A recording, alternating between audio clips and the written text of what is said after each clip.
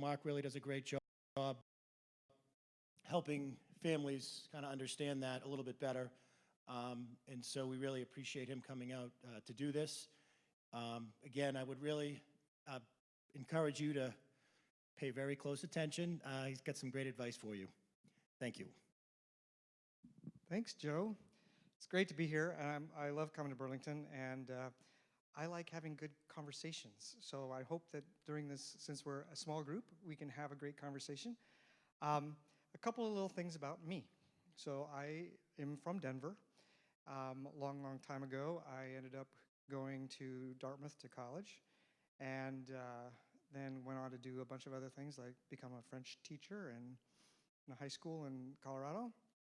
Went off to graduate school in international affairs, and my wife, whom I met at graduate school at Tufts, said, so, okay, we're gonna get married, that's great. What do we do next? And I said, I didn't have a plan. So she said, okay, we're going to Hong Kong. I said, 1 year, we were there 4. I was teaching at one of the universities there. It was awesome. And then I was really fortunate to get a job back at my hometown, back in Denver, at the University of Denver's School of International Studies, where I was teaching and running a program, and also became an associate dean. And, you know, like many, I'm sure we'll talk about this more, but I had my little midlife crisis. Like, do I want to stay in the university for the rest of my life, or do I want to do something different? And I said, different would be good. And I fortunately didn't buy the Lamborghini, so that my kids can actually go to college. So ended up leaving and starting this business. And I am a private college admissions consultant. I've been working with students all over the country and all over the world to help them through this process. But this presentation is really not going to be about the nitty-gritty of how do you get into college. We'll talk about some of that, but I want to talk about some of the bigger picture here throughout, how do we think about college? How do we think about this very expensive thing that we're on the cusp of purchasing? And we want to have some really good thought processes about what this really means. This is a relatively new presentation. So you're going to find that we're going to be doing some sort of impressionistic presenting here. I'm going to be dropping some ideas and some thoughts, and then we're going to enjoy the beauty of these impressionistic paintings to give us an idea, to help us relax and pause, because some of the stuff we're going to talk about is a little intense when we're thinking about why are we going to spend all this money. So, and feel free along the way to interrupt me. Again, we're a small enough group that you can feel, just jump right in if you have a question. I'm happy for that. Okay, so why go to school? Why are you in high school? Speak up. Why are you in high school? Just the microphone here. I think just to learn more stuff that I didn't learn beforehand, just to widen my. Okay. Broaden your growth in academics and learn stuff, right? Good. Why are you in high school? To learn stuff. What stuff? Any particular stuff? Math, English, history. Stuff you have to take, right? Yeah. Yeah, pretty much. Right. All right. So that's why we go to school. That's why we go to high school. Moms and dads want to weigh in? Why high school?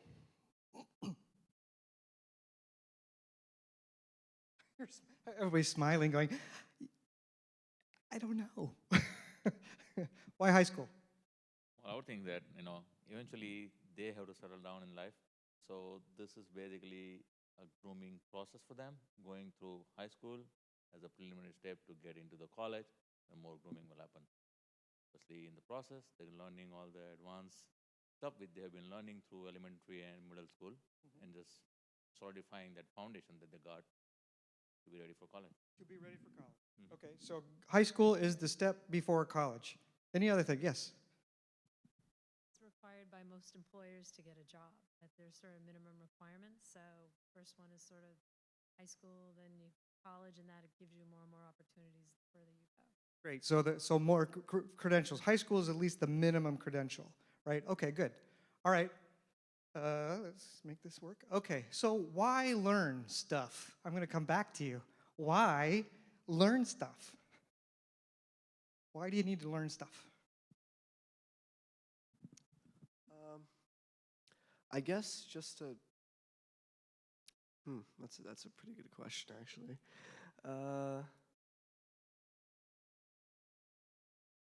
Basically, growth and development, and also just.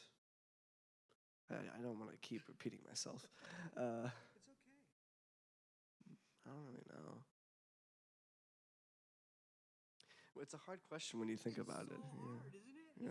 Why do you need to learn stuff? Do you have an answer for it? Why? No? It's really tough. Why learn this stuff? Yes. Because the way the world is constantly changing, I think we all need to be constantly updating ourselves, you know. So they need to actually learn how to learn. Learn how to learn. Awesome. Love that. Okay, I want to talk about my grandma. My grandma was born in 1908, and she lived to be 100. And when she was a girl, a young girl, she was growing up in Iowa, in a small town, on a farm, and her dad was a farmer, and a really lousy one at that. And her mother died when she was 13, and she was the youngest of 6. So when she turned 18, she graduated from high school. She had amazing penmanship. She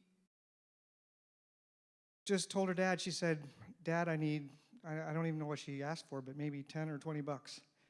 At the time was probably quite a lot, you know, several times that, but because she was going to get on the train and go to Des Moines and enroll in secretarial college.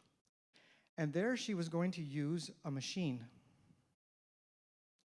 What machine was she going to use? Typewriter. Yes, learn how to use her typewriter. Her brothers learned how to use the telegraph machine. This was kind of the end, though, of the telegraph in the early 1900s. So, but they had to learn a skill in order to survive. And it was a machine. So this is kind of a theme of the 20th and the 21st century, that machines are really important. The rate of technological change, as we know, it's obvious, is so stinking fast. And jobs are being replaced by automation, not by foreign competition. I want to just make this point, because I have clients and families that I visit when I go to Asia. And with the trade war in China, I have a client in Guangzhou, and their son is now in college and here in the United States. But I had lunch with them, and I asked, well, so what's going on? They own a factory where they make Michael Kors and Kate Spade, Nine West handbags. Okay, so the day the trade tariffs were announced, those American companies, brought their manufacturing back home to the United States? No, they just picked it up and moved it to Cambodia. This family lost 90% of their business overnight. 90% of their business. And it's not changing the trade balance whatsoever, because this is low wage, not very technical kind of manufacturing that is not being done in the United States. We are being replaced by robots. I was in the airport this morning, coming here from Denver. And of course, you've noticed this too, that the whole bank of desks at the airport that used to have the nice people, mostly women, but not all, standing behind the desk to check in your bag and put the little tape on the thing and, you know, wish you a good day. And now you punch in everything into a thing that spits out your baggage tag, and you have to put it on yourself. Right? This is technology. It's moving very, very quickly. Jobs now require more skill than they used to. And even the unskilled labor is now skilled. So if you are working in a factory today, you better know enough programming to be able to calibrate the machines that you're using to make whatever it is you're making, whatever the robots are they're making in the cars today. So it's kind of a crazy, scary world. We know this. But it's not that different from my grandmother's world. Those without education are going to be left behind. And you know this, you're here because you care about college and you care about education. But this is really important. We're going to talk about the many ways to educate yourself and that your education starts today, right? It's not all about getting into college. It's about what you're learning today. So what are the alternatives to school or to going to college? What are some other ways that you can learn things? On the job. Learn on the job. Okay, good. So get a job and do that. What else? How else can you learn things? Trade school. Trade school, trade school. Homeschool, Yep, homeschool. How do you learn stuff? At home. Read books. Oh my gosh, how old-fashioned is that? Read books. You can read a tablet. Yes. So how do you learn to do stuff? How else do you learn to do stuff? First-hand experience. Like, explain. Like something that you like interest in and like want to pursue, and just if you try to work your hardest, you can achieve it. Okay, but let's be practical. So you want to learn something you don't know how to do, well, where are you going to go? Where are you going to go? Try and look it up on the internet. YouTube.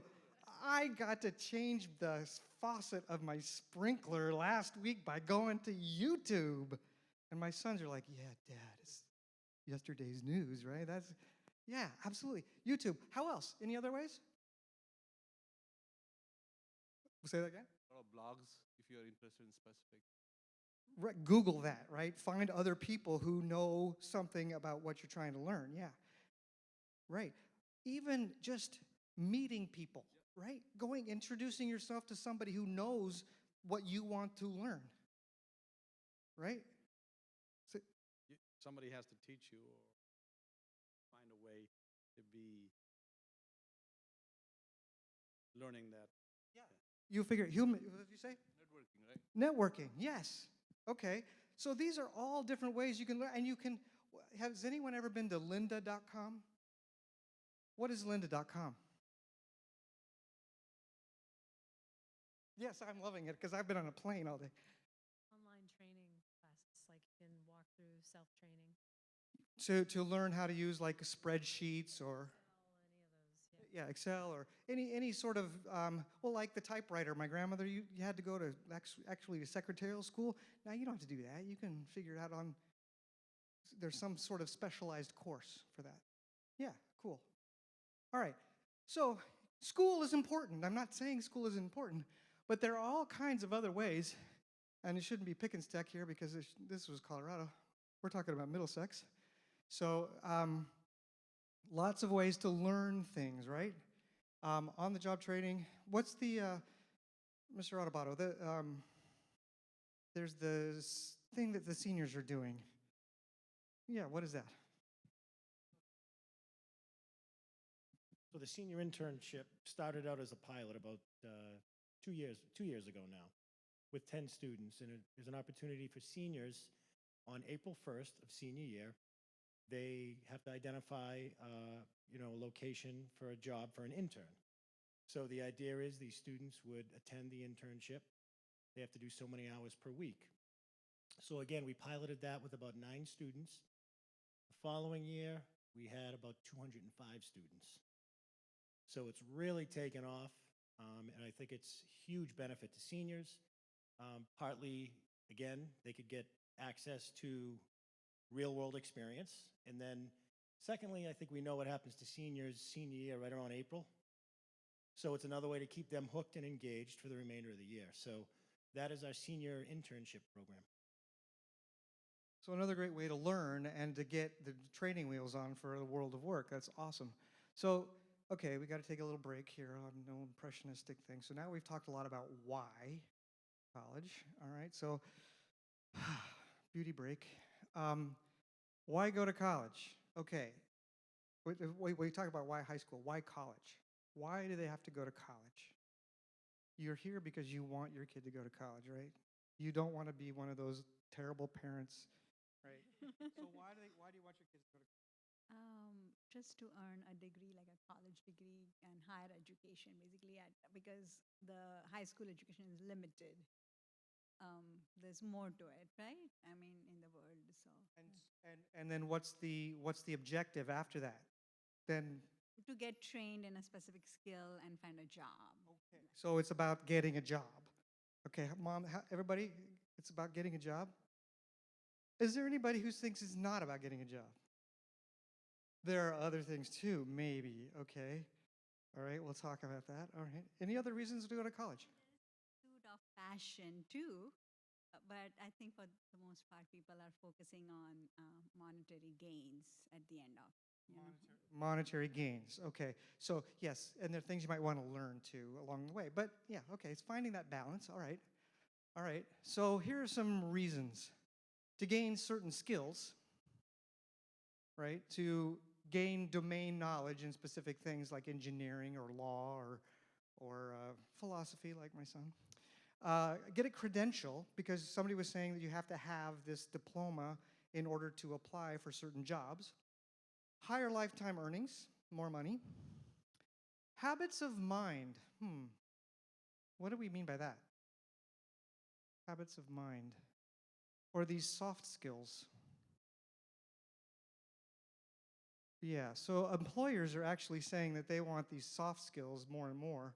And, you know, Google is hiring not just engineers, but they're hiring philosophers and anthropologists and all kinds of other people and artists because they want these soft skills. And then lifetime enrichment, being able to be a learner forever. All right, so this is a study, though, that is done by UCLA and the Higher Education Research Institute every year, and they ask thousands and thousands and thousands of freshmen in college, why are you in college? That's a good time to ask because that's, you know, moms and dads have just paid the first tuition bill. So why are you here? And it's really interesting. So there's lots of different things that are interesting. And the kids can answer more than one answer. So 85% of them in 2016 said, I'm trying to get a better job. And 72% said making more money. Now, notice that those two things are actually kind of different, right? A better job is a qualitative idea of what I want my job to be like versus one that makes more money. But they're also asked these other questions. To learn more about things that interest me. That's as much as getting a better job, right? And this one is to gain a general appreciation of ideas. So these are really kind of fuzzy goals, right? These are not the ones, I gotta get a job, I got a credential, I gotta get a better job. They see that, but notice that this number is the highest level since 1971. What was happening in 1971?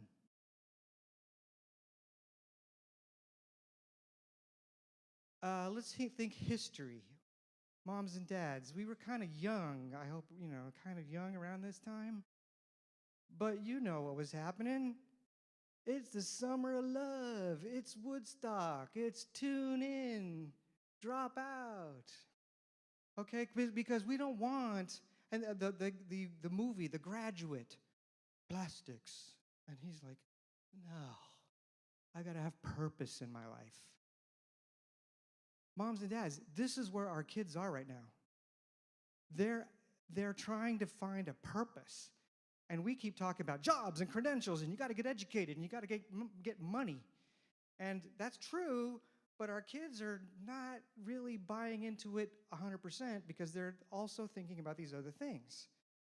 And so when our kids don't have a great reason about why they're in school, because it's not connected to some of these things necessarily.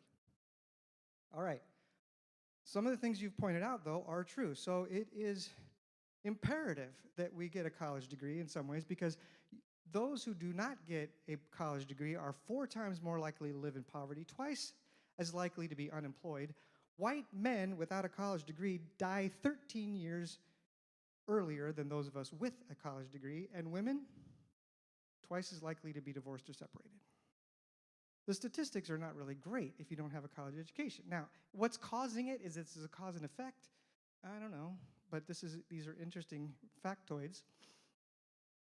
If you want to be in the top 1%, however, and the 1% is defined by making $630,000 a year or more, you have a 1 in 5 chance of being in the 1% if you go to an Ivy League.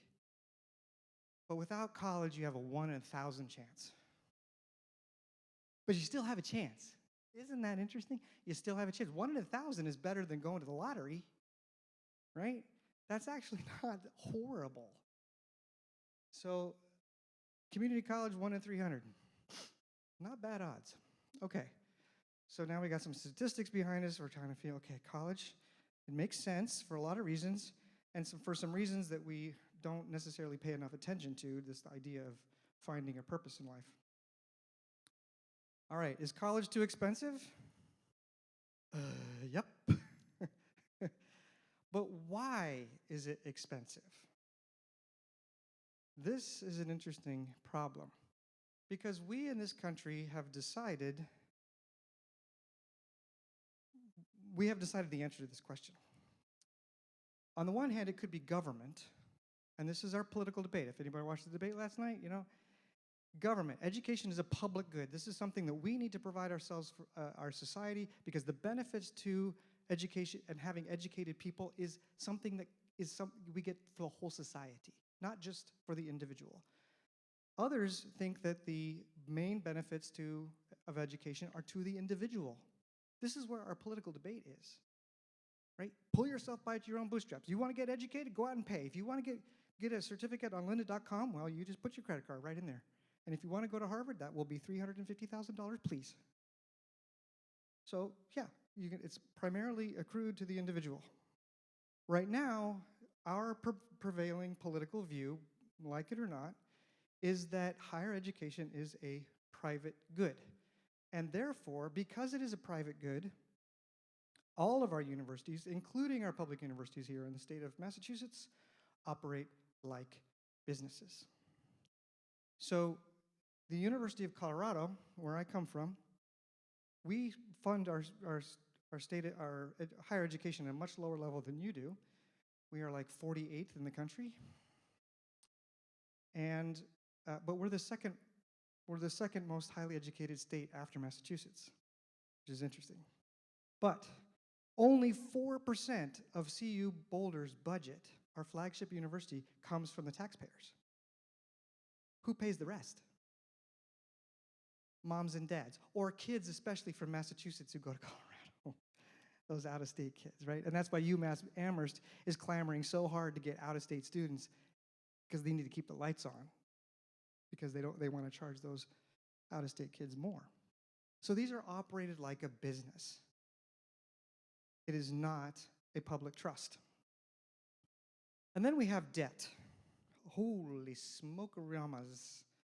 So we have the student loan debt, $1.5 trillion. That's more than credit card debt. Credit card debt is about $1 trillion. And this is going up every year. The average student debt in this country is almost $30,000. That keeps going up. And 44.7 million people in this country have student loan debt. And you know what the fastest growing segment of the population in this country that has student loan debt? Age 60 and over. It's people who are either still have loans that they're paying off from way back when, or they are grandparents taking out loans for their grandkids when they should be retiring. This is the fastest growing segment of the population with loan debt. It's kind of weird. Contrast this with the past. The GI Bill from the high school, well, I have to talk about the high school movement first. High school, in the time of my grandmother, only 1 in 10 kids got a high school degree in 1910. By the time of the Second World War, it was about 40%. And that was not by government decree that we shall educate more and more people. It was the demand of people like my grandmother and my great uncles that said, I got to learn a skill because I can't be a farmer anymore. I got to do something else. And so it was driven by this rapid industrialization in the early part of the 20th century that more people wanted to go to college. All right, and then we paid for it. We paid for higher education. This is when we built up things like the University of California, which was basically free for many, many years. UMass Amherst, all of our public institutions grew around this time, and they were really, really cheap so that everyone could go to college. That's not what we're doing now. So, is college worth it? Of course, it depends on who you are and where you're going and how much you're paying. But you will be paying for it. And this is what bothers me the most when I'm talking to families, that if we don't have it clear in our heads about what it is we're actually buying, and we're getting a bill for $350,000, and we're going to go into debt for $120,000, and we don't have a good reason for why we're doing it, when we can just YouTube it, or we can develop a network, or we can find other ways to learn what we need to learn. So this is important. And I'll just add, I was mentioning over here that Harvard's application has a question on its supplement. What do you plan to do with your higher education? And every single time I'm working with a student who wants to go to Harvard and starting to fill out that application, they're like, I don't know what to say. I don't know what to say. That's kind of disturbing. Why are you going to learn? Okay, I want to talk about loans. So, kids, you have no job, you have no salary, you have no assets, I'm assuming. Maybe you have a little savings. But you may take out a loan for your college education. But you may take only $27,000 total over 4 years. That's it. That barely covers 1 year at UMass Amherst. So kids, you can sign on the dotted line. Mom and dad don't even have to show up. You just sign and you get your $27,000 for 4 years. Now, if you figure that UMass Amherst is going to cost about $100,000, and the student can take out $27,000, I talk to families all the time. They call me on the phone. I ask them this question. They're calling me and saying, I'd like to get your services. I'd like to work with you. And I ask them, so to what degree will financial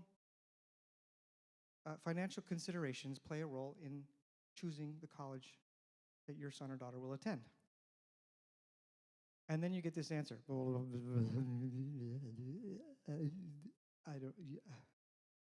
Well, if it gets into wherever he wants to go, we'll make it work. That is not a method. That is not a plan. That's a lot of mushy thinking, okay? Because we're all expecting miracles, but remember, these are businesses. They're not here for the public trust. They're not here to help you out. These are businesses. So let's talk about the debt loan. If for $27,000 and you want to pay it off in 10 years, students, you are going to have a $286 payment per month for 10 years. Now that's doable, probably, as long as you get a decent job. Because you can make a $300 payment and get that off. But if you are going to pay, let's say, a total of half of your UMass education, and you got to take out more loans, you got to take out your $27,000 plus the $30,000 at a higher interest rate, you're going to have this payment, $634. Notice that a rent of a one-bedroom apartment in Boston is $26.85. So my son has just got a new job in Boston, and he's making fairly decent money just right out of college. He's making about $40,000. That means his pre-tax income is $3,333 per month.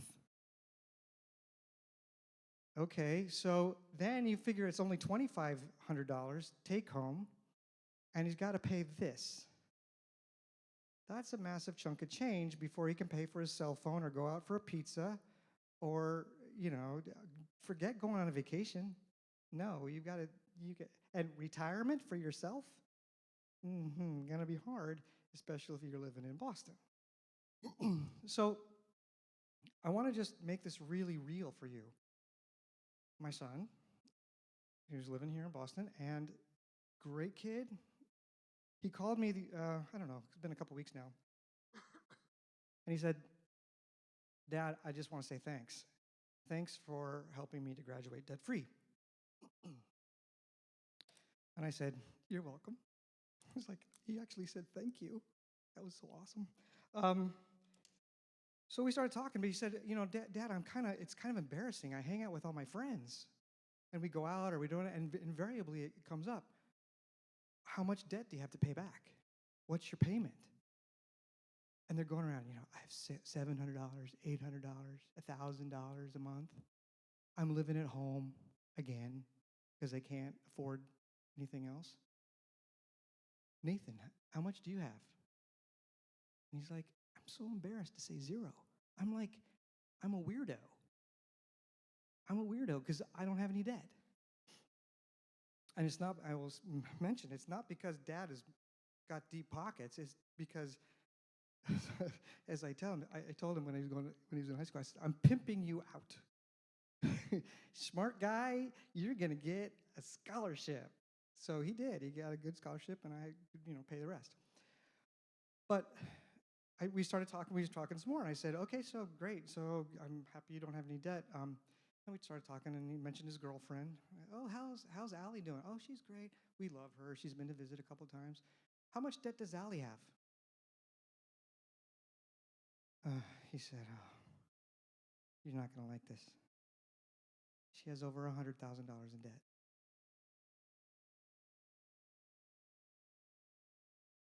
Now, what is a father to do? I worked hard to ensure that my son would not have an anvil around his neck as soon as he graduated from college. And now he's in love with a woman who is going to put her anvil around his neck. And this is really hard for me. This is really hard for me because I love my son so much and I want him to be happy and he's really got a great girlfriend. But on the other hand, I'm like, dude, you have all these things you want to go. You want to go like do Afro-Cuban music in Cuba and you want to do these cool things and you're not going to make a lot of money. But you're going to have to make money if you take her. And get this, she wants to be an elementary school music teacher. Yeah, Mama, I see the face. The parents are like, "Oh, this is so sad." She's not. I mean, oh my gosh. I mean, this is really, really hard for me. But this is the reality that so many of our kids have today. That's why we have $1.5 trillion in debt. So, yeah, this is just more of the same. The fried egg. This is your brain on debt. It's fried. Okay, so we're not going to talk about that anymore. It's just too stressful. It's too stressful. All right, what do colleges want? Colleges want three things. They want your money. They want to build up their own prestige. They're not giving prestige. They are getting prestige, and they are trying to raise their rankings because they are businesses. Yes? Oh, what did my son study? He studied music. He studied music, but he's working. That's a great question. He is working. He's working at EF, Education First, which is got a big building on the Charles River, and they do educational travel. and he's in sales. He's like, Dad, this is just like going to the music studio. You know, you just have to talk, you're giving feedback, or he's doing all this training. He's like, I totally can get this. This is awesome. And it's like performance, right? Because sales is performance. It's like all these other kids that just out of college, they've never stood up in front of a group of people before. He said, I did that practically every day. So he's like really confident using skills, but the soft skills. He's not actually playing anything at work, right? But he's all the kinds of training that he got as a music major, very helpful, as it turns out. So, oh, we'll have a talk later. I'll separate the two of you. Sorry, I messed it up, Dad. Anyway, going back to money, prestige, and rankings. These are what the businesses of college want. These are important because you got to understand what colleges want, because if we're trying to get what we want, we're trying to get what we want in a system that is defined by them. Okay? So, what do colleges want? They want good students, because that is going to help them move up in the rankings. If they get more and more kids with higher test scores and more kids with good grades and more smart kids, then the faculty, they're going to be able to attract better faculty who can teach the smart kids and want to teach the smart kids. They also want diverse communities. And this is interesting because we just come out of the Supreme Court case on diversity in American colleges.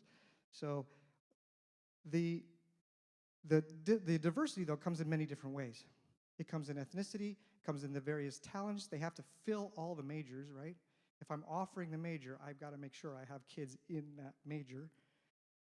And then we also have the geography. And the big private schools, the Harvards, the Princetons, Yales, et cetera, they want to have every 50 state represented, and they want to have 120-some countries represented. They want that kind of diversity. But rural is the new diverse. And this is kind of funny, for when we're living in the suburbs, we are not diverse. We are not the diverse element anymore.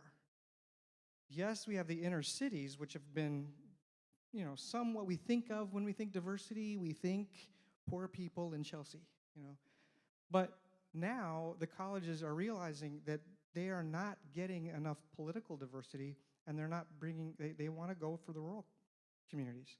So they're recruiting hard in the rural communities. So that's why we have the haystacks, because that's kind of fun. They want you, but what do you want? And this is the other thing that I walk through with my students all the time is you know that they want good students, and you can see whether or not it's easy to get into this college or it's hard to get into this college. You can see that it's a desirable, place in the abstract. But again, going back to Harvard, if you ask a kid, why do you want to go to Harvard? They're like, well, it's a good school. It's a name. And they're not really sure why they want that. But we've sort of gotten them to believe that they want that. And sort of we believe it too, because it's ranked number 1 or 2, depending on the year. It must be really great. But what do you want out of your education? Because if you know what you want, you can get it. Right? If you know what you want, you can get it. So you want to define your goals, what sort of life you want to live. How do you want to make your money? You're going to have to make money. But how do you want to do that? What are the strengths and weaknesses you come at to the world? And what are your preferences? I get this all the time. So kids say, I'll ask them, which would be better?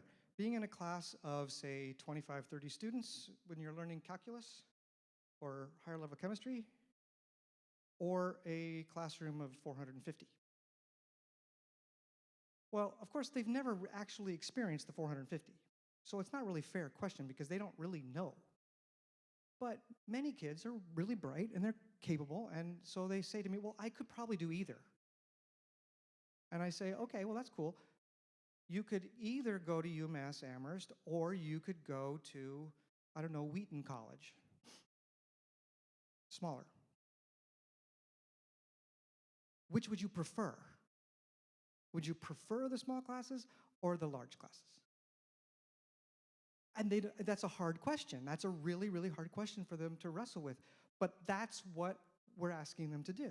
Which would you prefer? Which would be better for you in being able to achieve the goals that you want to achieve? You want to dream big. You know, kids, I don't care what you're thinking about. You do want to dream big because you have lots of possibilities. You're going to a really good school. You're getting a good education. You've got resources. And so you want to dream big. But you also want to make a plan and be willing to do the hard work necessary to get you there because, again, the colleges are not giving you handouts, right? The colleges don't care much about you, but you can make a plan. You don't need to know how to study, get the help you need, networks we were talking earlier, get the help from the teachers, from Mr. Adebato. You want to get the help that you've got available to you anywhere and take advantage of all the resources that exist in this building. Absolutely. Because, you know the song, right? Moms and dads, you know the Rolling Stones, right? You got to have a plan because you can't always get what you want. You can't always get what you want. What's the next lyric? But if you try sometimes, you might just find you get what you need, right? You may not be able to get it all, but you might be able to get most of what you need. And that's what I'm talking about with my kids. Is like, if you know what it is you're trying to achieve, if you know what your priorities are, then you can achieve them. You can get them. Now, it may not be a straight line. It may not be at your first choice college, but you can get them because you've defined them and you know what you want.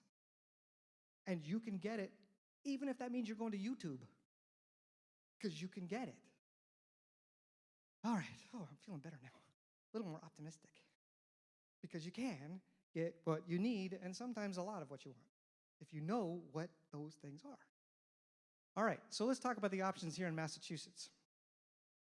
We have our 4-year public universities, we have our 2-year public universities, and then we have all the out-of-state universities. I always marvel here, sometimes I'm working with families, they're like, yeah, they're in Massachusetts. And yeah, I'm going to send my kid to UNH. Like, it's way more expensive. Why are you doing that? It's a little further away across a state line, but I don't know if it's better.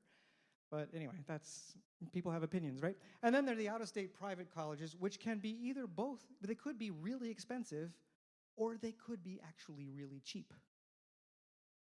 We assume when we see the price tag that they're really expensive, but not necessarily.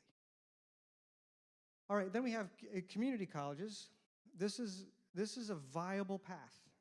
This is a very viable path and is becoming more and more popular among value shoppers for their education.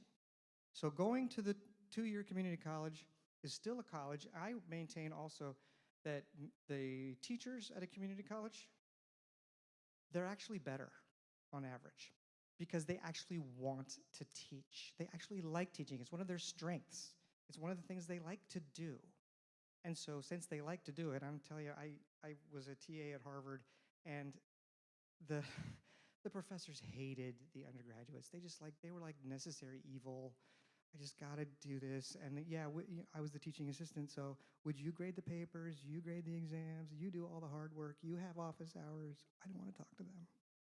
Whereas at a community college, they're there because they want to talk to. They like this age. They like this. It's hard work. This is the other thing that a lot of people don't get about community colleges. You actually it's still school. It's not just easy. You still have to do it. And it still costs money.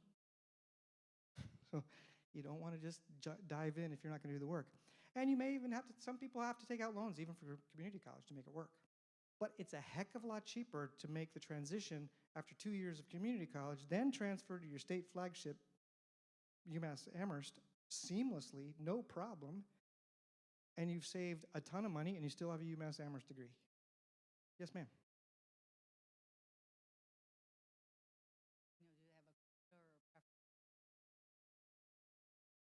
Do they have a quote? Do they have a preference?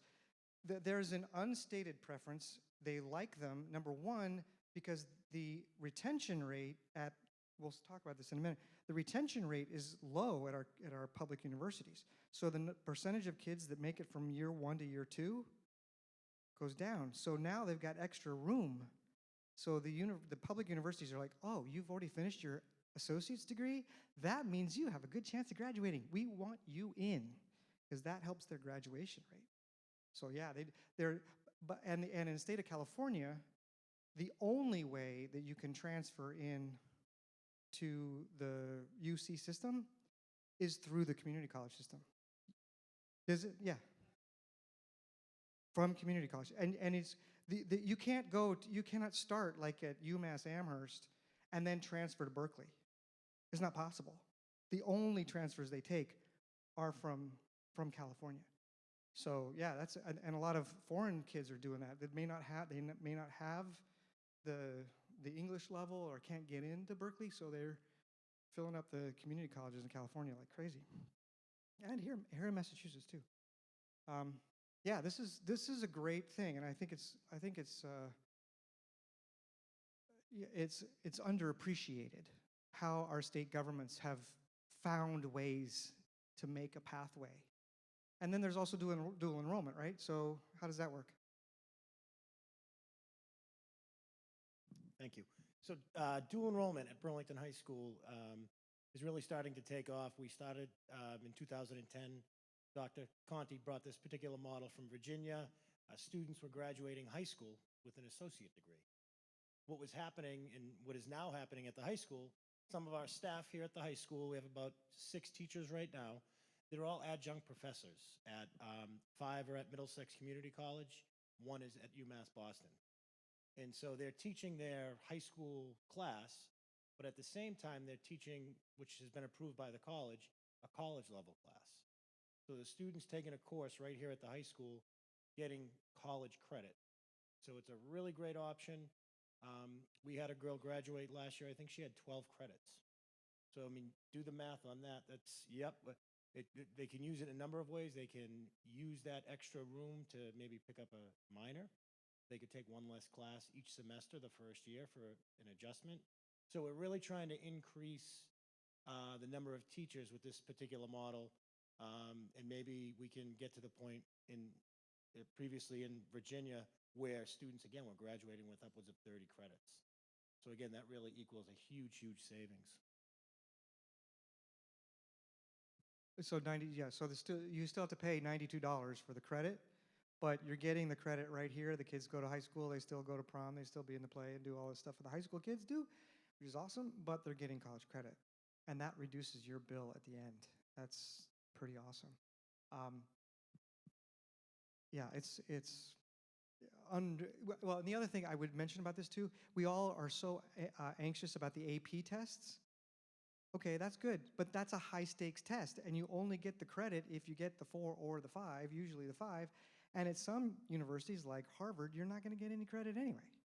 So, you're still getting the college class, even if you don't use it. I think the cool thing about doing the dual enrollment is you still get a college level class without having the high stakes test.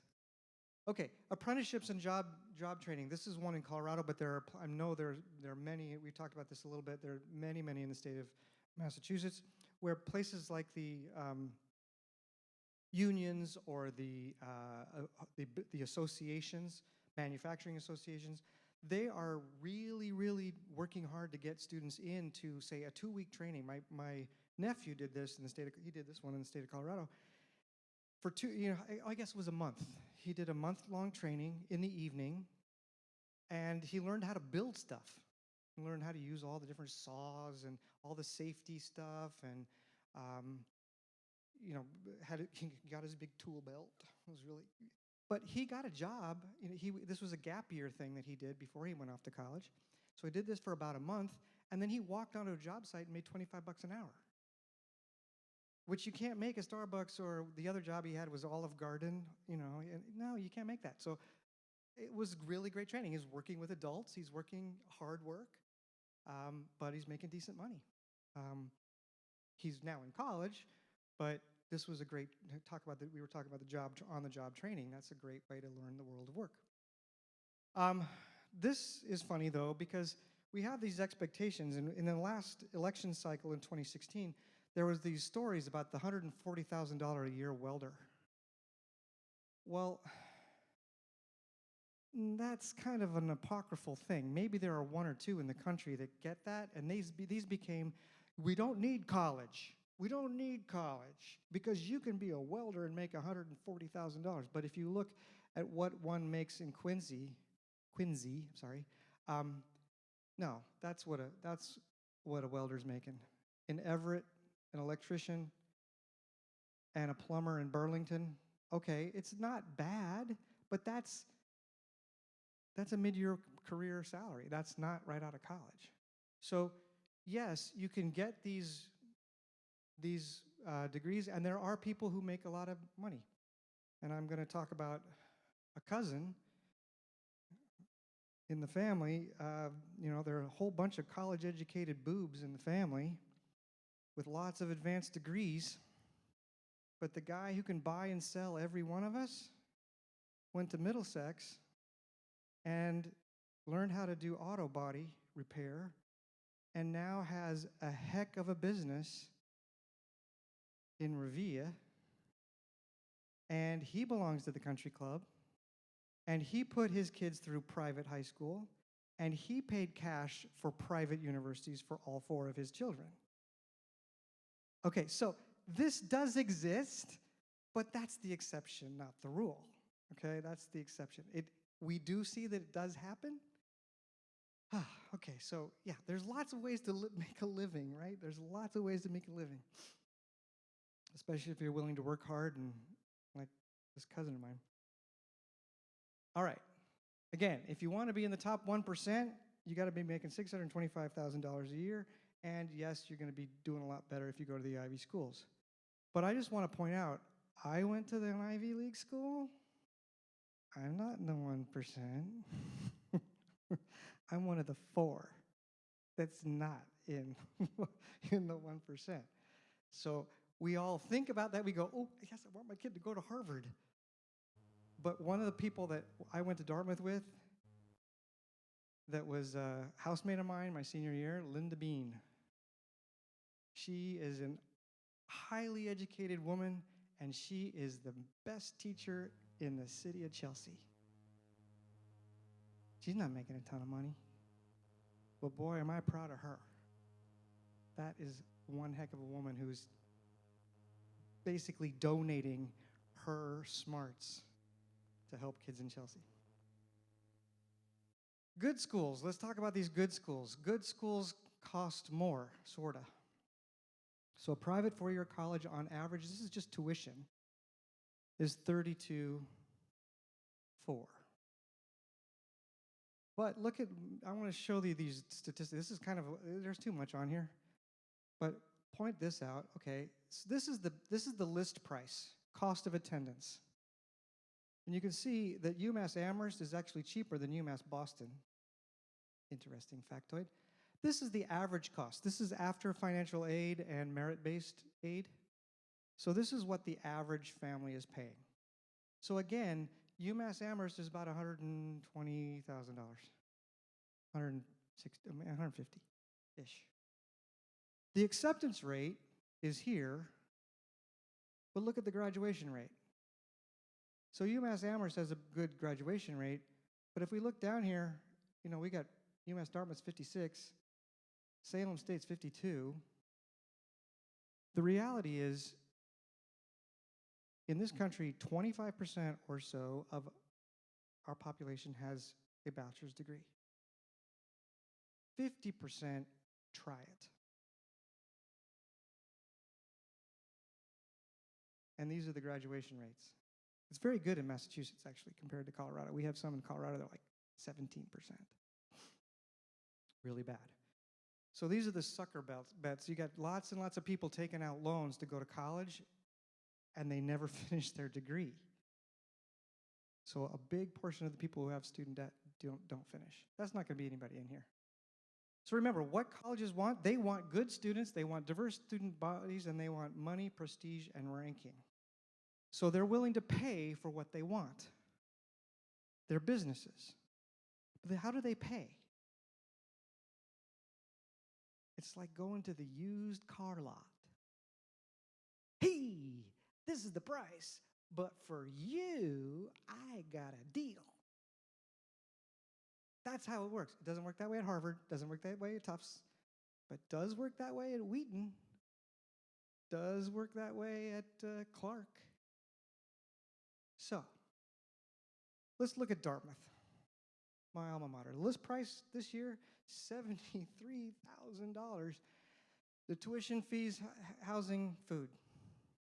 The average scholarship, though, was $47,000. So the average cost is about $25,000. But you got to get in.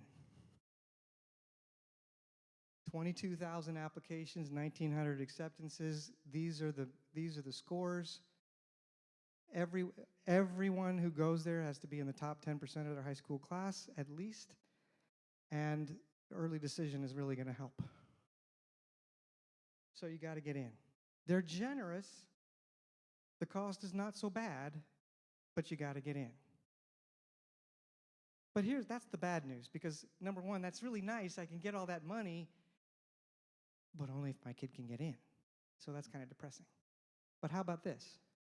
Lawrence University, where my son, I was just talking about him, the musician. This is a small liberal arts college with a music conservatory in Wisconsin. Awesome little place. The list price, $58,000. The average cost, $27,000. But the acceptance rate, look at that, 65%.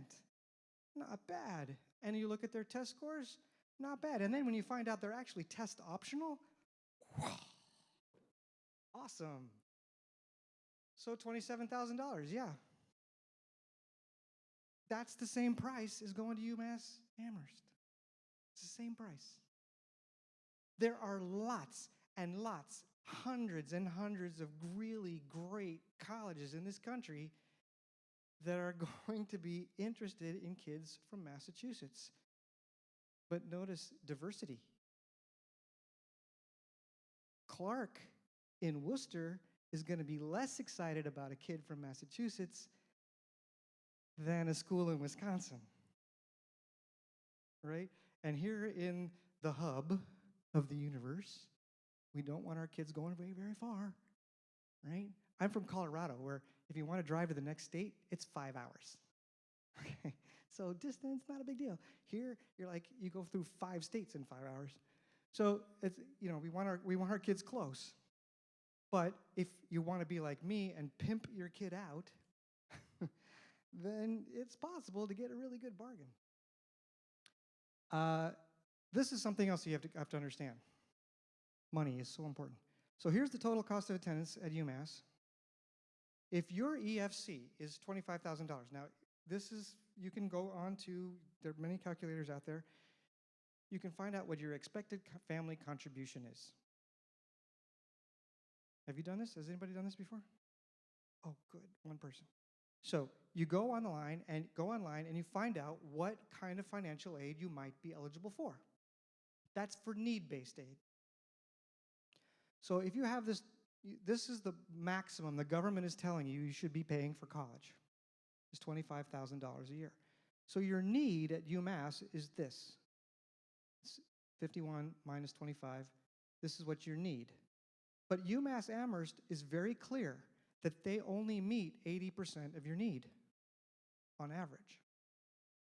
So you're going to have a gap of this. This is what the government says you should be paying.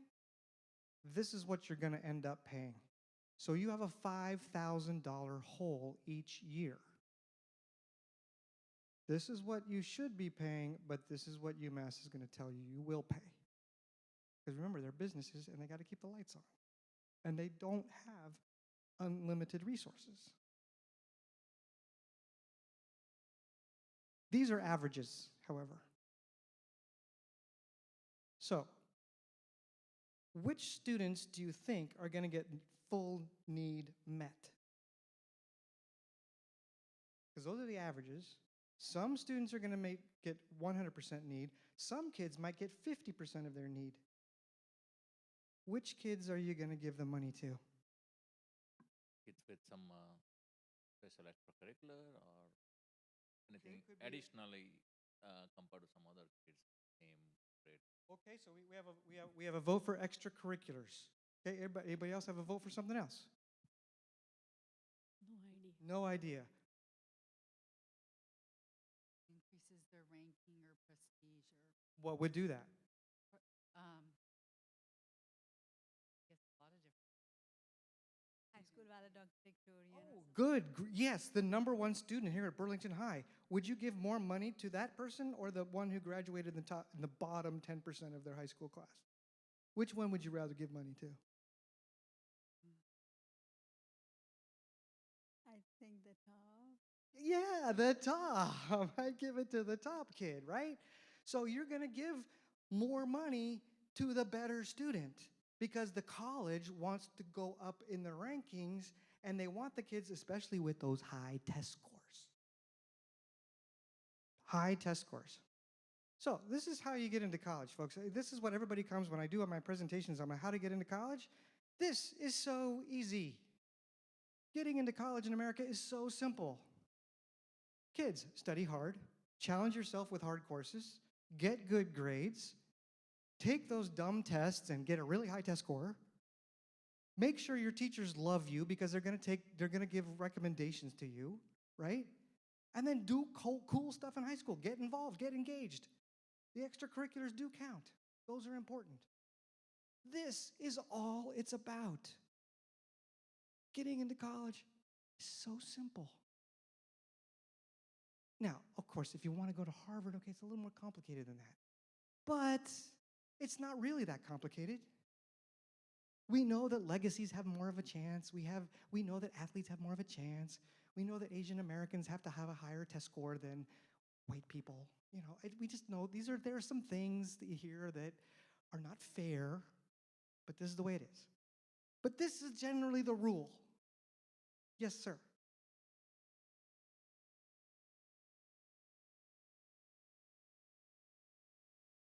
Doing to make those better SAT scores? I mean, Burlington is not up there in the top 25 state high schools. Okay, good point. Good point. Yes. Okay. Yeah, those W towns. Yeah. I'm speaking tomorrow in Lexington, so yeah.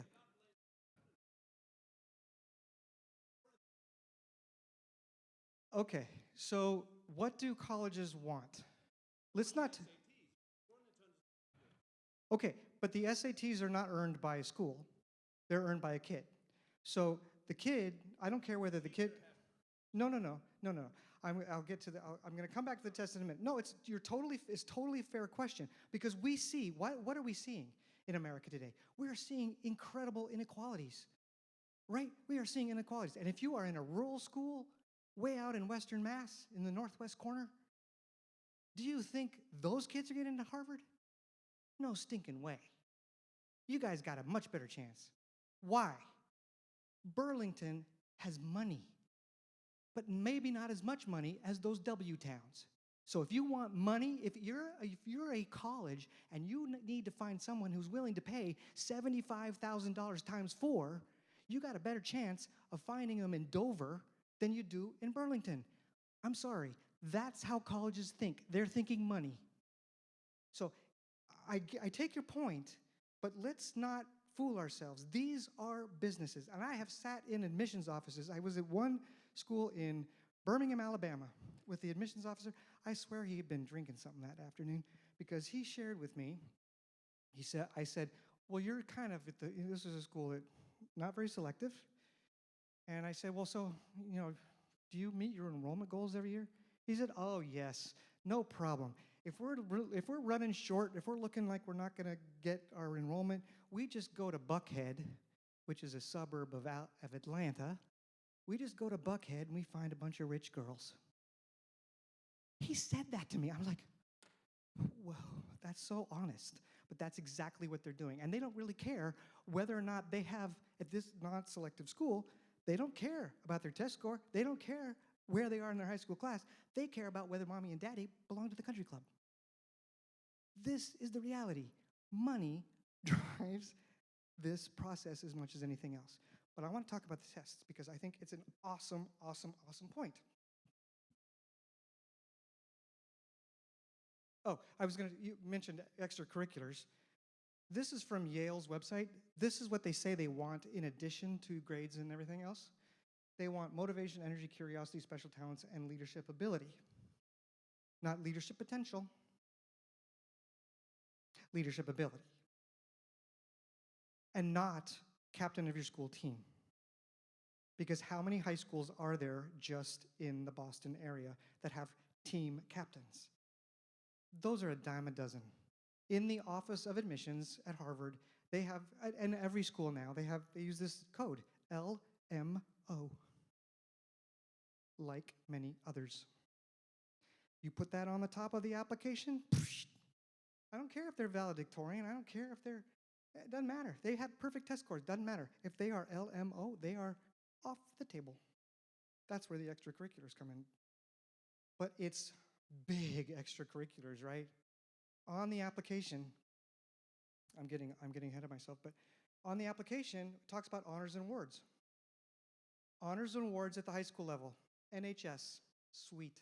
I told my kids, don't bother. Don't tell the leadership around here that NHS doesn't matter, but it doesn't. Not for the top schools, nobody cares.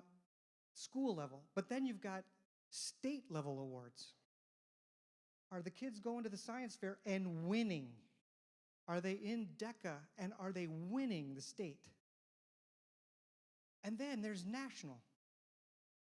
Are they national level competitors? Harvard only needs 2,300 kids at the national, and then there's the international level. I've had kids in China submitting their poetry to the Scholastic literature competition, writing stories and things for the Scholastic. This is their second language, and they're winning. So yeah, it's not just about the high school. It's actually the kids who are going to be most successful thinking about Harvard or any of these other top schools. They have to get outside of this building. Yes, you do all your schoolwork, you do all that stuff, but you better go learn how to make a car. You got to do something really, really fantabulous. This is a lot of what I end up doing in my life. Okay, let's talk about scores. Students, how many of you have made $60,000 in 4 hours? 40 hours, I'm sorry. A week of work, right? 8 hours a day times 5? Moms, dads, come on, be proud. How many of you have made $40,000, $60,000 in a week on a regular basis? No. But this is how it's gonna work. You're gonna make $60,000 tonight. Okay, 1,300 SAT. If you have a 1,300 SAT and you get accepted to UMass, you're gonna pay full tuition, which is $52,000 total, and you're gonna save $0. This is the total cost of attendance. That's if you got a 1,300. That's 650 on the math, 650 on the verbal-ish. If you get a 1310, okay, I'm going to say this is for illustrative purposes only because this is never published. UMass doesn't say the dividing line is between 1310 and 1,300, but they have a dividing line internally every year, and it changes. But they have one. So this is for illustrative purposes only. So let's say the kid moves from a 1,300 to a 1,310. All of a sudden, they just got $15,000 a year in scholarships. They're going to save $60,000 over 4 years. Question, is expensive test prep worth it? Yes, absolutely. And if we're looking to our public schools to do that kind of super duper test prep, that's not their job. That's not their job. Yes, they're going to teach chemistry and algebra, but I'm going to tell you that these tests can be taught. They can be taught, and kids can learn them. Test preparation is totally worth the money, and I'm sorry, the more expensive test prep people, the better, because you're getting people who really know the tests. Strategies are important as the content, because what you can do, what you kids start to learn is if I see this pattern of a question, I can eliminate 2 answers immediately just by recognizing the pattern, because the doing it over and over, familiarity breeds success. So the kids start to learn this. So 60 hours, 40 hours of test prep, even if it's at $250 an hour, the return on your investment could be tens of thousands of dollars. Yes? Oh, absolutely.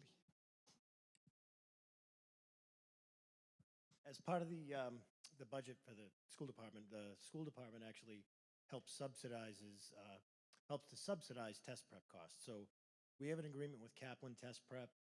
If you're interested in that, we'll be sending information about it sometime in January. Their classes typically cost, between $5.99 and $6.99 for a class. That's 12 sessions, 8 are actual live sessions here at the school, and then 4 are sit-down practice tests. And then with the subsidy, the price comes down to $2.99. So if that was something you're interested in, just keep your eyes on the guidance blog. We'll be posting information about that soon. And that's awesome, and you should definitely take advantage of it. Definitely take advantage of it. But I'm going to tell you, and again, no disrespect to the leadership here, but some of these test prep companies have teachers and tutors that come in and rotate through. They're short-termers. A big company like Princeton Review, and I'm going to be on a stage this weekend with the founder of Princeton Review, and he would admit this, that they churn through them. They have a wonderful, big, huge process, right? It's a great, big, huge corporation. And so anybody who comes in, does their curriculum and teaches it, yeah, they're going to get paid and it's going to work. If I have my super ambitious kids, I don't let them do that. I don't let them do classes of any kind. They need one-on-one personalized test prep because the kid needs to understand what they're already strong in. If they know their 3, 4, 5 right triangles already, we don't need to drill them on that. We need to drill them on something else. So if we're trying to get them the score up, because that's what we're aiming for. We're not aiming for learning here. This is one of those things where I'm telling families, you're not trying to learn algebraic concepts right now. If you need to do it because you never had certain functions or something, yeah, you're going to have to learn that. But the whole goal of these tests is to get the right answer. We don't care. I mean, at a certain point, I don't care whether you've learned. If you're trying to get that $60,000, you've just got to get the right answer. And sometimes you need to pay somebody who's really, really good, who's going to help your kid over that hump. So, but if there's free resources, Khan Academy is out there. They have a lot of free resources. ACT.org has a ton of resources. And kids, you can't, this is the one thing with parents, too. If your kid isn't actually taking advantage of the tutoring, cut it off. Because if the kid's not doing the homework, they're not going to get the test score. They're just not. They've got to want it bad and to do all that really, really, really boring homework. It's really horrible. Yeah, so not all test prep is equivalent. I mean, there's lots and lots of competitors here in the Boston area. There's so many. Yes, ma'am. How do colleges look at? Do they look at either or have? Yep, the question is SAT versus ACT. What do colleges want? Colleges don't care. They just want the highest score. So diagnostics are really important. What I do with my students is I make them take a free full-scale diagnostic on both tests. None of these little mini tests like Princeton Review does where you can do it in, the kids like it because I can do it in 20 minutes. I'm sorry, these are 4.5-hour tests. You got to take the whole darn thing. So I have them take a full-scale SAT, full-scale ACT. I have, these are offered for free by many test companies.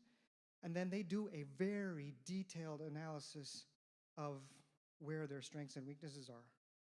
And then you can decide how much tutoring you want. You've got a baseline, figure out how much tutoring you want, what's the score goal, and then what's it going to cost. But you know exactly what the strengths and the weaknesses are of your son or daughter. Very helpful. Because we want the score. We don't care.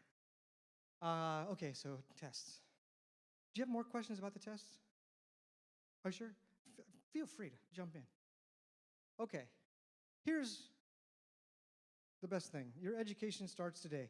Everybody's coming here because they're talking about or thinking about college and education in college, but we have to remind ourselves that we're getting educated. Like, you have homework for tomorrow? No homework? What's wrong with you? Go find some homework. Go dig some up. Just kidding. So we're thinking about learning, right? Learn as much as you can while you're here. This is your free education. Take advantage of every opportunity you have here. Challenge yourself as much as you can. Take advantage of the resources like the test prep, like the dual enrollment, those internships. Take advantage, advocate for more resources. And this is part of what you're talking about. But it's not just advocating, and I mean, I'll put this in the sense of our schools everywhere. We see these inequalities. And we as parents, of course, our number one priorities are our own children.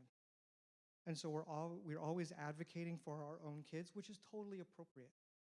But as we're thinking as citizens, we also have to be thinking about everyone else's kids and what are our responsibilities, if any. I mean, it's a political question and a decision, but is it something that we owe to each other to be helping our kids throughout the country to be able to get a good education? I want to talk about letters of recommendation. A quick moment. What grades are you in? 11th, junior? 9th, okay. So you're starting to think about maybe doing those recommendations. So you'll need 2 from teachers. You need 1 from a counselor, so you'll be getting it from someone in the counseling office, somebody who knows you. And I think of this like Santa Claus. Your teachers know if you're naughty or nice, and they're going to be writing a confidential recommendation about you. And you want to think about what are they going to say? Just like, is Santa Claus going to bring me lots of presents because I've been a good boy? It's that kind of thing. So your behavior in school every single day matters because somebody is watching. And those kids who are really doing amazing things and really hyper involved and getting good grades and not causing trouble, and that's, of course, all of our kids in this room, right? Nobody's causing problems. But that's what we're thinking about, these recommendations. So I want to just wrap up real quick. Consider your future context. Remind yourself that learning is everything. One of the parents mentioned this. Constant learning how to learn. Communication imperatives. We need to understand how to read. Talking about books, right? Our kids are not reading as much as in yesteryear. They're watching YouTube videos. But these other soft skills, teamwork, collaboration, being able to stand up in front of a group of people and talk, be a team leader in a corporate environment, really important. Assess your own needs and your wants, understand what you are good at naturally, and then dream big. But match the dreams with the hard work, because nobody owes you anything. Do your job in school. Take those challenging classes as much as you can. Get good grades, be nice to your teachers, and get involved as much as you can. Again, get into college, not rocket science. Really doing your job. Study those tests, get the highest score you can, get the tutoring you need. Understand this. And moms and dads, if you're going to do your homework, this is where your homework should be, is understanding the processes of financial aid and scholarships and how they work. This will take so much stress out of your lives if you understand how this works and how you can tap into the resources out there. Moms, dads, your job is to save your money. It's more expensive than you think. You're still going to be paying their cell phone bills and their medical insurance and pizza money and all those kinds of things. And you need to have those conversations with your kids early on about what they're responsible for and what you are. And then this one, I tell all my families, $27,000, that should be the maximum amount of debt you take. That's what your kid can take. That's what your kid can actually bear. Otherwise, you're taking out the loans that are all going to be in your name. You're on the hook. Do you want to retire? That was I told my kids, I love you, but it's all about me. I want to retire. And I still tell them this too. I say, look, you want to have no debt, and you want me to have no debt so that I don't come live in your basement when I'm old. You want me taking care of myself. They're like, yeah, good idea, Dad. Don't come over. And then don't stop learning, no matter how you're learning. High school is a huge part of how you can learn, but there's so many other ways. And I think one of the other things, parents, I would say, is how are we demonstrating to them how we learn? You know, we talk about that, we're always strategizing about their extracurricular activities. What are your extracurricular activities? What are you doing to model the kind of behavior that we want from our kids? So, I'll stop there. I'm sure there are questions, and I'm happy to answer anything, whether it's, you know, I love politics, but I also love the nitty-gritty of getting into college. You know, how does it work? I'm happy to talk about anything and everything. But thank you for coming. I appreciate your time and attention. Questions? Dr. Conti, any questions? You'll pester me in good time. Yes, ma'am. Important is, or do colleges do interviews, or, you know, because to me 18 is very young too, and I would want to know kind of more about the family and not, you know, so just learning more about the student above and beyond the school. Oh, you just tempted me there with I could do a history lesson on the interviews. Okay. Interviews, how important are they? Most schools don't have them. The vast majority don't have them. It's too many people, you know, don't want to have them. The Ivy Leagues, where there are 20, 30, 40,000 applicants, the way they do that is that their alumni do it. But they don't train their alumni. They just put them in a room with a kid. My nieces did a Dartmouth interview. They're like, I'm not applying to that stupid school. That guy was a total jerk. I'm like, but I'm not a jerk. They're like, I don't care. He was a jerk. I'm not going. You know, the alumni interviews, they really don't matter much. They don't matter much. You could, if you're really, really bad in an interview, it could mess things up. But generally speaking, they're just ways to keep the alumni involved and engaged and giving money. It's a way for them to think, oh, I'm important. I'm a gatekeeper for Harvard. No, they're not. Not really. Yes, sir.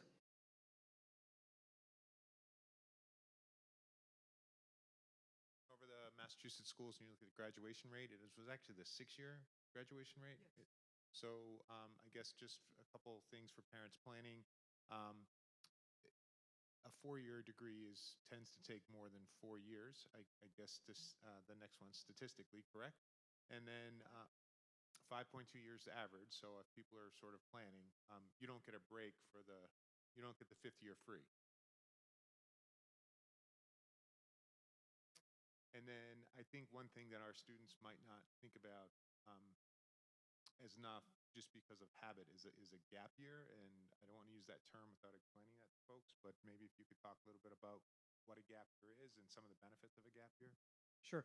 On this issue of the 6-year grad rate, remember, college is expensive, and most families can't pay for it. So one of the biggest reasons that kids have to drop out for a while is because they need to make money.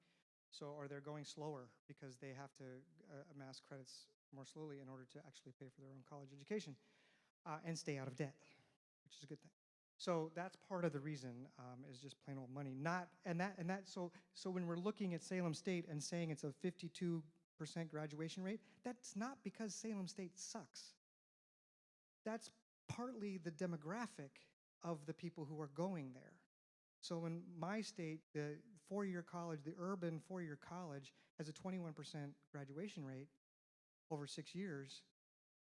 But that's because they accept a lot of people who don't have a lot of money. And so those people they're struggling to get through in even 8 years. Okay, so this is one of the problems when we talk about what's a good college. If we looked at we looked only at this, we would throw out like Worcester State. We just say, forget it. No, I would never have my kid apply there. But I don't think that's a fair. These statistics can be helpful in certain ways, but they're not telling you what's happening in the classroom. They're not telling you what the level of instruction is. How good a teacher is that person in the classroom that's teaching our kids? That's what we care about, but that's not easily presented as a stat. Gap year. In my family, my Montgomery family, 5 out of 7 of the kids in my father's grandkids took gap years, including my second son, who did a gap year in Brazil. Awesome. Now it's not all. Taking a gap year is not easy. I mentioned my nephew who did a gap year. He did a bunch of jobs. He worked at the local grocery store in the vegetable department, which was the greatest of ironies because he doesn't like vegetables. And and then he was a server at Olive Garden, and then he got a job in construction, and then he was making enough money that he paid himself to do a cross-country biking trip from Florida to California with a group called Bike to Build. And so they bike, all the way across, but they stop in different places to do Habitat for Humanity kind of building projects. Awesome. I mean, he had massive quads and a much more confidence in himself. I'm totally into gap years. Colleges are totally into them. Princeton pays 25 students every year to take a gap year. Gap year does not have to be something you buy. It can be. There are things you can buy. My son went to Brazil on the Rotary Exchange, which is free. So there are lots of different opportunities. And then, and one of the ways to make gap years cool, I had one student, he was American, but he grew up in Hong Kong, and his Chinese stunk. It was really not very good, but he knew some. So he decided to spend, I think, 4 months or 5 months in Beijing with a private tutor, working on his Chinese. Then he did a Dale Carnegie public speaking course. He got really into those micro, what do they call it? Micro expressions. There was that TV show a while back that was really into the, Liar Liar or something, where you could tell what people were thinking by looking at their way their eyes twitch or whatever. So he took a course in that. He thought that was cool, some psychology stuff. I forget what else. But he just put together a whole bunch of short experiences that were really cool and not expensive, and mostly living at home. Having a plan. Gap years are great. And I think they're also wonderful for all of my family members that have done it. It's a step off of the escalator. And that really has helped them to ground themselves to think about, well, why am I getting this education? What am I doing here? What is my purpose? Why do I want this? And by working in the vegetable department at the grocery store, he's like, yeah, this guy's been here for 12 years. And he knows his vegetables, but that's about all. And he started to think more about the value of college. So the question is, how does that work into the application process? The best way to do it, the way that all my family did it, is that you apply as a high school student in the normal, moving from junior year to senior year, to do the applications, get in, get a scholarship, and then you defer. And I have never seen a college say no. It's best to write them with a plan. and you don't tell them in advance that you're planning a gap year. But the colleges, because of they're sneaky. They're now accepting kids on condition that they take a gap year. Now that is not because they think this kid would really benefit from a gap year, but this kid doesn't have the grades or the test scores that we really want, but maybe dad and mom, or you were talking about, I want to understand the family. Maybe this is a family that NYU really wants. From one of those W towns, maybe. And so we want the kid, but we don't want him messing up our statistics. And so I don't have to report him to the government, ruining my ranking. Isn't that cynical? No, it has nothing to do with maturation. It has to do, we want this kid because we want the family, but his test scores stink, and if we put his test scores in our average goes down, and that will hurt our ranking. No. We're not going to sacrifice our ranking for that W town kid. We'll take the money, but we're not going to let him give us his test score. This is how it works. Yes, ma'am.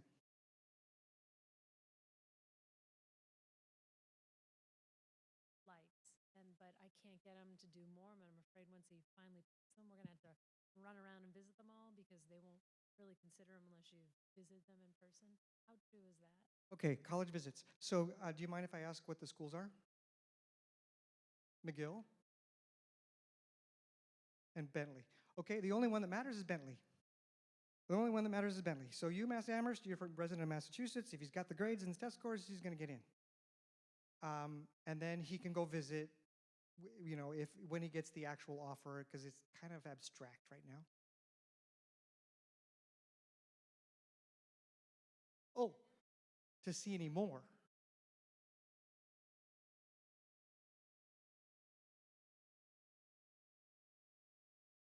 Right.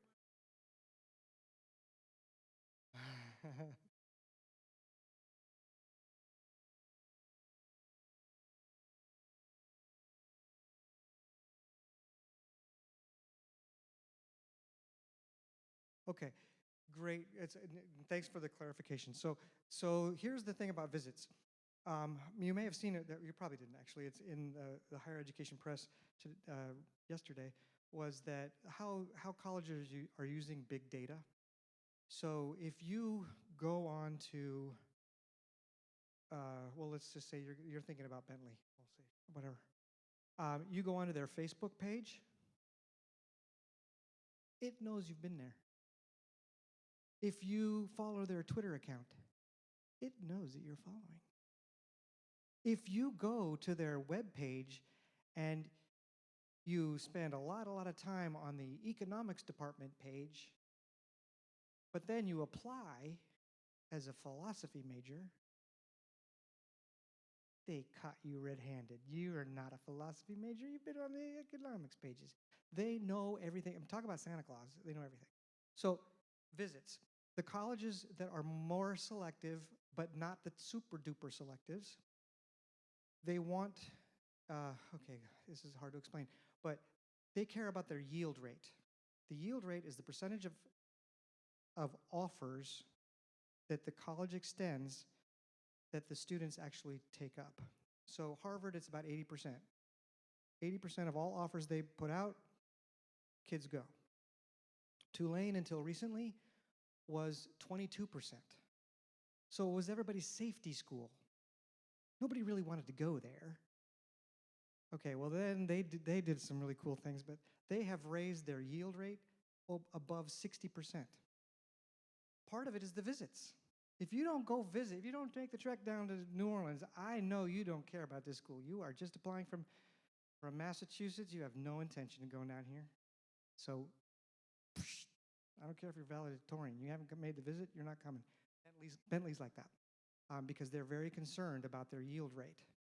So schools along those lines are going to be, we call it demonstrated interest.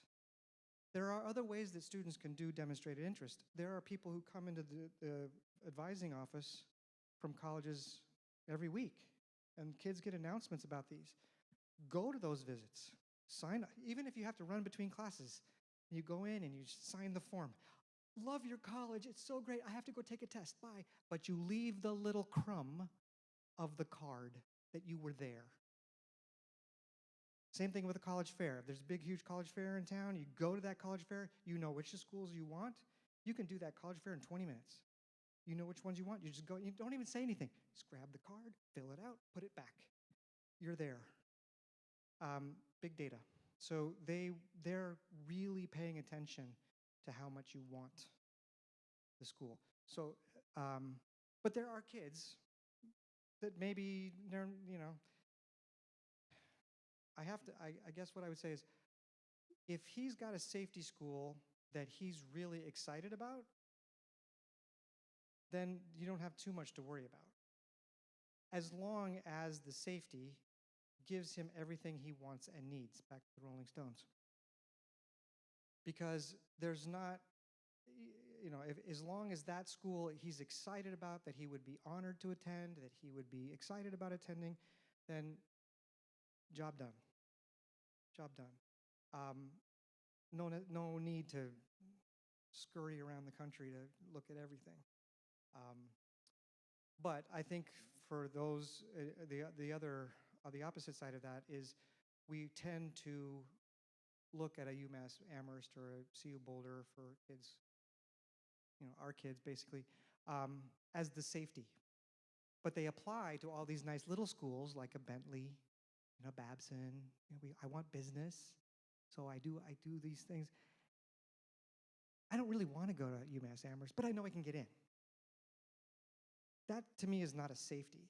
If it's not desirable, if that's all you got at the end of the game, and you felt like a big fat loser, you aren't a big fat loser, but if you felt that way, like, I don't want to go to that school, then that's not the safety.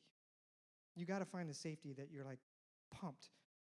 That, yeah, okay, bummer, I didn't get into my top choice. I didn't even get my second or third or fourth choice. But after I lick my wounds and get over it, I'm going to be excited. That's the safety. It's hard in this environment right now. We worry that we're not looking at enough. But sometimes looking at fewer is actually healthy, because we can, well, back to my grandmother. She grew up poor. And she, eventually she married a guy that made a lot of money, and she got to travel the world and her retirement. And, when I was in college and doing stuff, I'd see my grandmother. She's, oh, you kids, you have so many choices. It's so great. You have so many options and possibilities. It's so awesome. I had none. And I said, Grandma, it's no cakewalk, because when you have choices, you have to make them. And so if we tell our kids, oh, you actually have to add 20 more colleges to your list, they're like, yeah, but I'm good. Right? Right. And so I mean, I don't think that either perspective is right or wrong. It's just, if he feels comfortable and confident in his choices, and you feel as a parent, because you know when he's blowing smoke, right? 'Cause sometimes kids just get lazy, and you just kind of have to kick them. But if he's doing his due diligence and he's okay with it, then maybe you just can relax. It's hard. It's a hard one. we parents, we wish they had a manual that came with them when they're born. What else? Anything else? Last question. Yes, ma'am. You got lots of good ones. So going back to the community college approach, any recommendations, sort of general, if for example, for financial reasons and what, about applying to them, or any of? I think for community college, clearly, if you're doing dual enrollment, and then it's going through Middlesex, and it's home, and you want to stay, you want your kids to stay here, then that's kind of a no-brainer, because that's going to be the cheapest option. And the issue of transfer, there are courses that are going to be designated by Middlesex that are automatically transferred to the 4 years. So you'll just be looking at the, it's not going to be welding. Within the state, yes, within this automatic transfer within the state. Now, other states might also be happy, and Harvard's taking community college, people with associate's degrees. So even they're looking for them. So you're not limited to the state of Massachusetts, but that's the seamless transition like in California. So it's a choice, and we have kids that go someplace else too. Great. Well, you've been awesome. Thank you very much. I hope this has been helpful and fun and interesting. At least I've had fun. So thanks again for coming, and hope to see you soon. Good luck.